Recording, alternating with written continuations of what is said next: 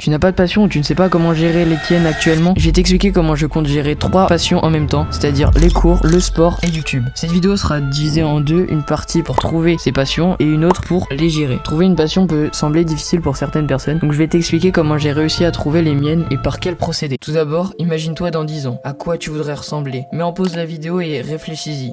Maintenant que tu l'as fait, va te regarder dans un miroir et vois ce qui te sépare de lui. Ça peut être physiquement, mentalement, des compétences que tu voudrais acquérir. Et donc, par exemple, si il est musclé, tu peux aller faire du sport. Si c'est jouer aux échecs, va jouer aux échecs. Comme ça, tu peux trouver des passions vers lesquelles tu voudrais t'orienter pour avoir un résultat. Et peut-être trouver des passions que tu aimes bien. Trouve les choses que tu as envie de faire dans ta vie, par exemple créer du contenu, courir un marathon, tout ça. Eh bien, tu peux trouver des passions dans ces choses-là. Par exemple, si tu veux devenir musclé, bah tu peux aimer le sport. Si tu veux développer une chaîne YouTube, par exemple, eh bah, tu peux bien aimer monter, faire des miniatures, écrire ta vidéo. Donc ça peut déjà t'aider. Et plus généralement, teste plein de choses. Même si ça, dans ton esprit de base, ça te vient pas, tu te dis pas oui, ça se trouve je suis super bon en cricket, par exemple, je sais pas. Et bah essaye quand même. Parce que si t'essayes plein de choses, tu verras bien ce qui te plaît. Maintenant que tu les as trouvées, on va trouver un système pour gérer tes passions. Donc si tu en as plusieurs, cela peut prendre du temps et on va voir comment mieux gérer ton temps. Tout d'abord, planifie tes journées. Donc ça peut être heure par heure si ça te convient, ça peut être juste une liste de ce que tu as à faire dans la journée et suis ton plan à la lettre. Donc par exemple aussi prévois les imprévus.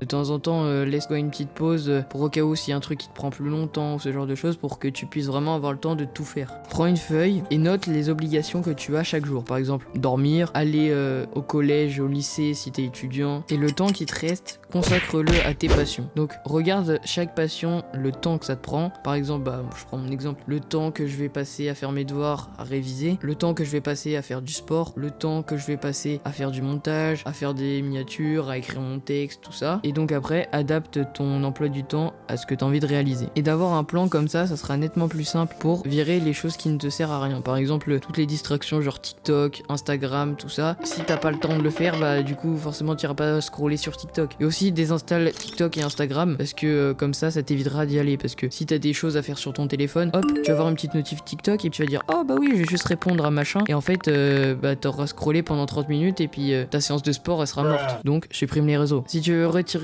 les réseaux sociaux simplement et efficacement, va voir cette vidéo que j'ai faite. Bon, c'est ma première vidéo donc elle est un peu nulle. Ce qu'il faut que tu fasses, c'est que tu privilégies tes passions. Donc il y en aura forcément une que tu voudras réaliser plus que l'autre et donc comme ça tu pourras adapter ton emploi du temps à ça. Mais garde les cours dans les choses qui sont les plus importantes parce que sinon après si tes autres habitudes elles te rapportent rien ou alors si ça foire, t'es sûr d'avoir un minimum d'avenir. Ensuite, concentre-toi uniquement sur la tâche que tu as à faire. Par exemple, si tu dois faire du sport, tu vas pas commencer ton montage, puis faire ton sport, et puis refaire du montage, refaire ton sport. Enfin, c'est incohérent. Il faut que tu aies un temps pour tout.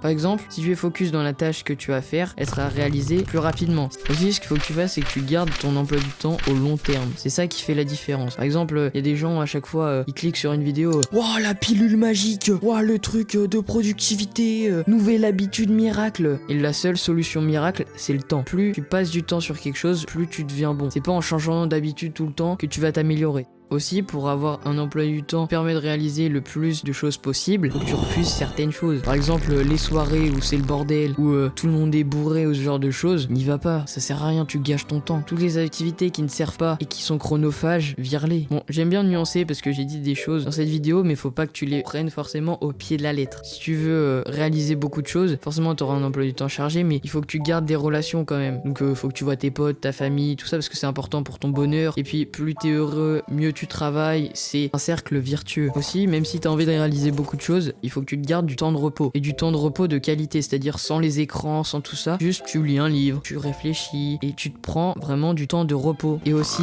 dors bien la nuit. La nuit, prévois-toi 10 heures de sommeil sur ton emploi du temps. 10 heures, tu te dis ouais mais il y a besoin de que de 8 heures dans une nuit. Non, parce qu'il y a le temps où tu t'endors. Parce que c'est bien de se dire oui je vais dormir 8 heures et de compter à partir de ton endormissement jusqu'à ton réveil 8 heures. Non, ça marche pas comme ça. Donc aussi, gérer plusieurs passions, ça engendre des sacrifices. Donc comme on dit, no risk, no story. Donc prends des risques, mais assure quand même derrière, d'accord? Gérer plusieurs passions demande de la discipline. Comme dirait Exeatan, la discipline, c'est pas quelque chose que tu peux améliorer, c'est le fait de faire ou de ne pas faire quelque chose. Donc voilà, c'en est tout pour cette vidéo. Applique les conseils que je t'ai dit. Puis sinon, n'hésite pas à t'abonner, ça me ferait plaisir. Va me suivre sur Insta, sur TikTok. Puis sinon, ciao!